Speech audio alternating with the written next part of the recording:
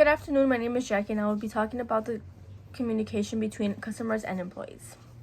I'm sure most of you guys have seen or heard fights with customers and employees, especially in McDonald's. Working at a fast food restaurant, I experienced miscommunications that often do lead to fights, verbal and physical. Just kidding, just verbal. But because poor communication is so widespread, it is difficult for customers and employees to be on the same page. The articles I found regarding my topic prove listening is key in better customer service, and in many cases, employees aren't trained to handle certain situations. And lastly, any minor aggression due to miscommunication from a customer reduces the employee's performance. Let's begin with the most important skill in communicating, listening.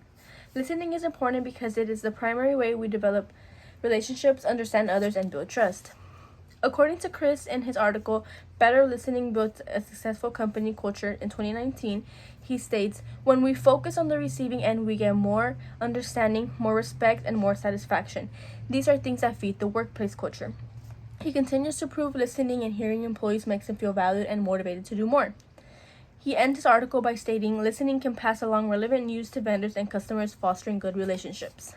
From personal experience, I can say if my managers listened to me, I wouldn't hate going to work as much as I do, and the work environment would be better, possibly reducing the fights with customers. Going back to fast food and communications, when miscommunications happen, in most cases, employees aren't trained to correctly handle the situations. According to the article Interview Between Employees and Customers During a Company's Reconstruction Process by Esperanza Morales in 2015, many employees don't receive the proper training to resolve the issue in certain situations. Employees use two strategies in order to fix conflicts. These strategies can be classified as personalizing or depersonalizing, but it is a fail because it always depends on the customer. The problem is also frequently made worse by the employees. They aren't taught to deal with all types of customers, plus sometimes the anger just comes out. Not being taught to manage conflicts with customers makes the job harder, which leads me to my last article. According to the article, when customers exhibit verbal aggressions, employees pay cognitive costs by Raffaelli in 2016. She shows that customers' verbal aggressions impaired recognition, memory, and working memory among employees. And I agree with her studies because after any slight miscommunication, customers feel the need to get aggressive, and it makes me as an employee furious because they say the customer is always right. Yet we all know they are almost never right.